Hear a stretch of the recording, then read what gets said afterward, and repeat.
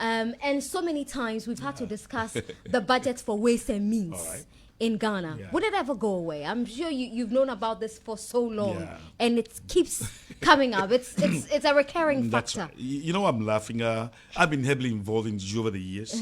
When I was young with teams, because I was young with infantile brain, and I believe this nonsense. Nonsense. So, as I indicated, Okau stores those days would do it, and Kotoko were doing it. I remember those days when Hearts had the fearsome fivesome.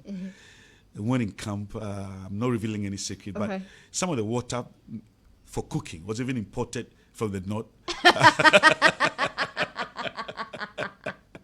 You know, and we would come to Accra and be defeated by Heart of Oak, and then we'll be told that on our way we crossed a certain river, and that diluted the potency of the Juju. So, you know, the next time around we had to fly, and then we're beating again, and then it was like, okay, when the players arrived in Accra, some of them sold their ropes.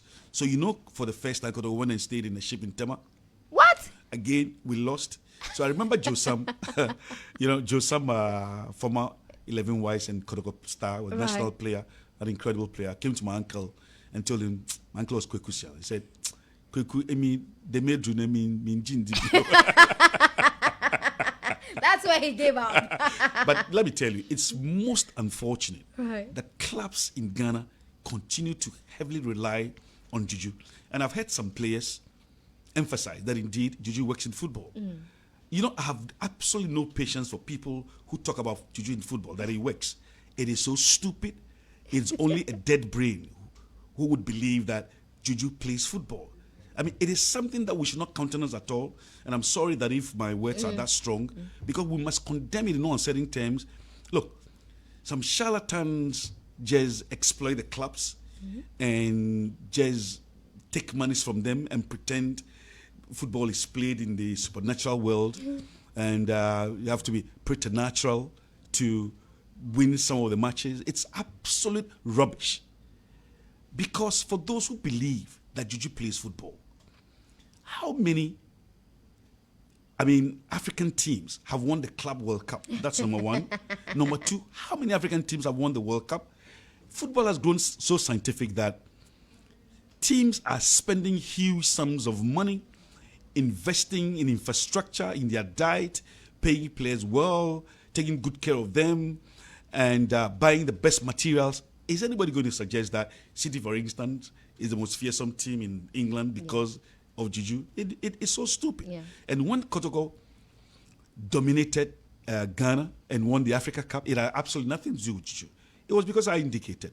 BK Dusey was the chairman, was the bankroller of the team, who was investing so much. So look at Kotoko. Yeah. Robert Mensah was the best goalkeeper in Africa. Danopong was the best right back in. He even had a song. His name was in a song. Robert Mensah, Absolutely. goalkeeper number one. Yeah. All right. Yeah. Dan was the best right back in Africa. Right. Olivakwa was the best left back in Africa. Brinya was there. And Odami in central defense. Ibrahim Sande was the best midfielder in Africa. Osei Kofi himself. Yao Sam, Abukari, Malik Jabber. My producers are odd. They are odd.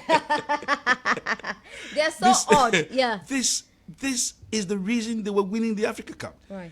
Fast forward. In 83, when Sims took over, in 1980, and bought all those players, and as Yao Oforibawa took over the team, he was fortunate because the team had already been built. So Ka was still there, Right. and Asapao was there, together with Kwasiapia on the left side.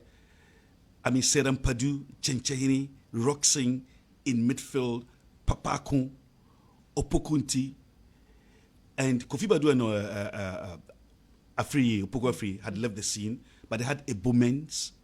And all these players, how are you going to talk about Juju in this Right. one? It makes no sense, Nana. We should discourage this. I think it's so stupid, it's so backward, it's something that should not be tolerated. And I'll tell you in frank language, Juju plays no role in football. And that is far from suggesting that I don't believe in a spiritual world. Right. I'm a Christian, thank God. So once you're a Christian, it means that you believe in the spiritual world. Absolutely. So you believe there is a God and there is a Satan, because Scripture says we do not fight against flesh and blood, but against principalities. So there's a spiritual world. But in football, it plays no role, as in sports. Because if you check the Olympics, for instance, I mean, you and I know the preparations that go through the Olympics. And the fact that for some time the Americans were dominating the sprints. Is it, Juju, that we have the East Africans dominating the long distances? It has nothing to do with Juju. It's about training. It's about being scientific. And this is something that we should discourage. These crooked brains who are behind some of these clubs, who continue to confuse them and take their monies to go and do ways and means. We should discourage that. Right. It means it has no place in our football. Right. Look, you train and you pray to your God. I believe that. Yeah. And you go and play your football. But to think that some Juju somewhere is going to aid you win a match, it's so backward and so stupid. All right.